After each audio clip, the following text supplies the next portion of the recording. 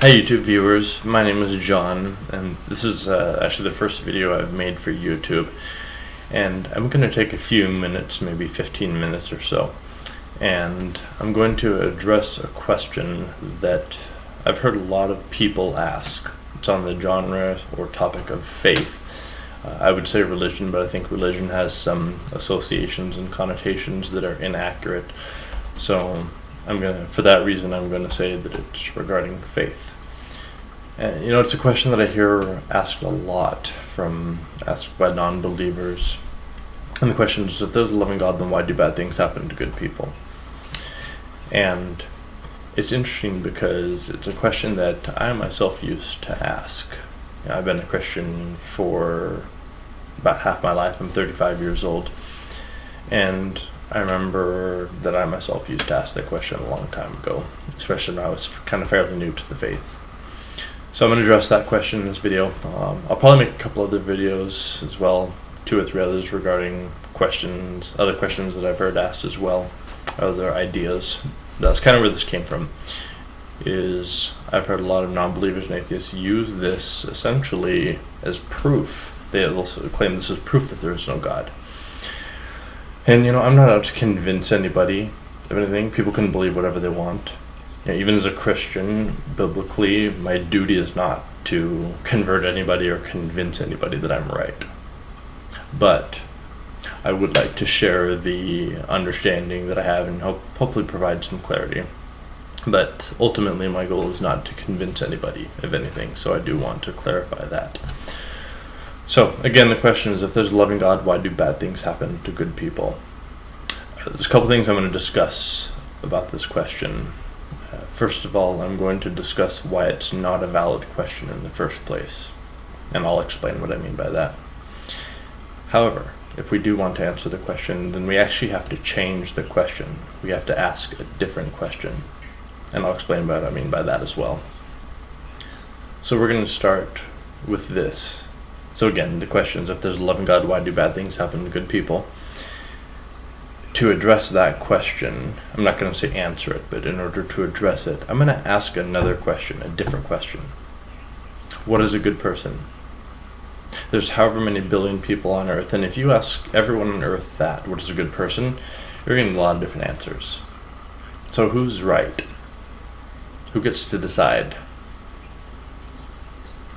And who gets to decide how we define a good person? Who gets to make the decisions? I think there's a lot of things that most reasonable people probably agree on that that maybe make someone a good person. Maybe virtues that we can agree on that are maybe make someone qualify as a good person. Things like honesty, integrity. Don't cheat on your spouse or on your taxes. Be a servant to your community. Be generous. Treat people well. I could go on and on and on with that list. But I think most of us can agree that these and many other things are good things. Let me ask you this though. Have you ever failed to do any of those? Have you ever told a lie? Have you ever stolen anything? Have you ever failed to be generous? But have you ever said anything mean to someone? Even a single time in your life? A single time. It's interesting because Romans 3:23 says that all have sinned and fallen short of the glory of God. It doesn't say some of us have, it says all of us have. All of us have sinned.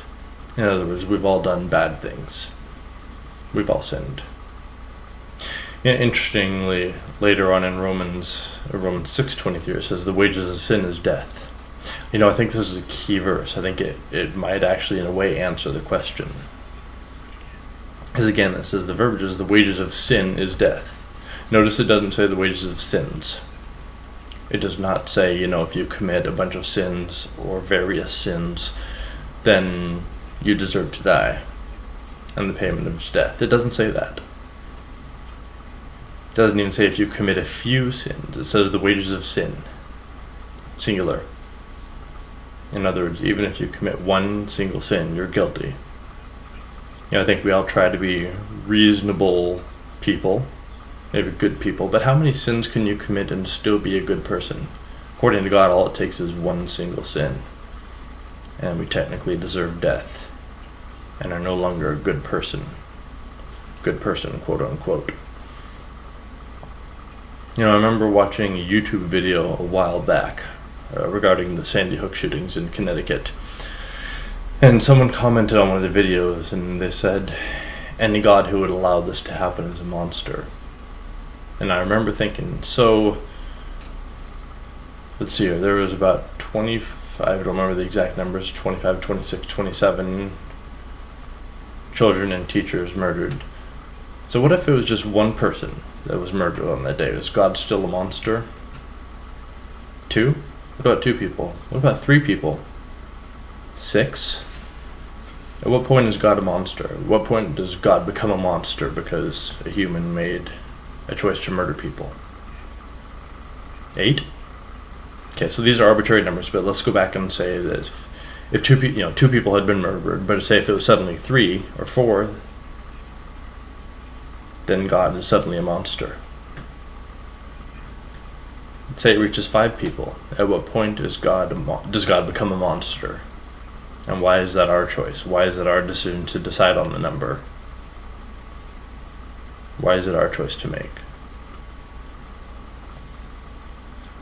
None of us are good people. Most of us try to be decent, reasonable people, but we've all sinned. So biblically, according to the Bible, none of us are good people. As much as we may try to do good things, maybe even maybe we even often do good things, but we're still sinners. Even if we were quote unquote good people, who gets to decide what makes a good person? Why do we get to decide? So it's not a valid question to ask. And if we're gonna ask it, we have to go by God's standards. Otherwise, it's like, say if you and a friend work for the same employer and your friend gets fired, and you say, well, why did he get fired? He showed up every day, worked his 8 hours, didn't take long breaks, he did his work. And the employer may say, yeah, he did, you're right, but he did Facebook a lot, and he ate at his desk, and the employee handbook forbids those things. You really have to go by the employer standards. You can't go by your own. It's basically the same thing here. If we're going to ask that question, we have to go by God's standards. And according to God's standards, technically none of us are good people because we've all sinned. There's only one person on earth who is ever truly qualified as a good person, and that's Jesus, who did not sin, lived a perfect life, and was murdered for our sins. So, for the sake of the argument, though, if we do want to answer the question, we have to change the question. We have to ask a different one, because we've just discussed that it's not a valid question. None of us are good people. We're all sinners. So if we're going to ask the question, we have to take the good people out of it, and we have to say, why does God allow bad things to happen? The challenge with this question is that it's not a convenient question. And it's not a convenient question because the answer is not convenient. We don't like the answer. What do I mean? Well, biblically, sin is largely, if not completely, responsible for the bad things that happen. Whether it's everything, I don't know. I don't necessarily know. I don't know how that works. There's certain things like acts of God, maybe things that I don't fully understand. I don't fully understand all of that. But what if I said that sin is at least largely responsible for the bad things that happen to us?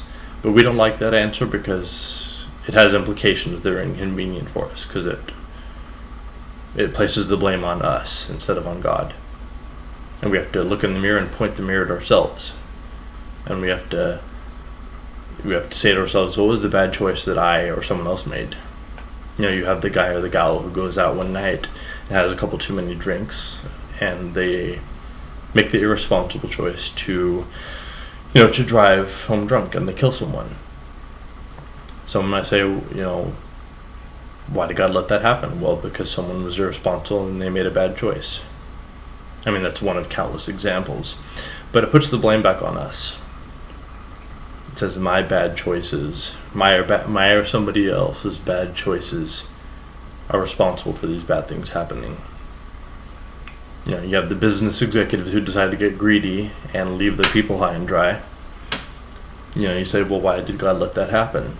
Because the executives decided to be greedy and be irresponsible, both of which are sins. Sin has its consequences, and of course it's easy to look at other people's sin, but what about our own sins? What about yours? What are the consequences of your sins? What about mine? I'm a part of this too. We have all sinned, and those sins have consequences. But that's not a convenient answer, and we don't like that answer. But we need to remember that each of our choices has a consequence, good or bad. Every single thing we do has a consequence.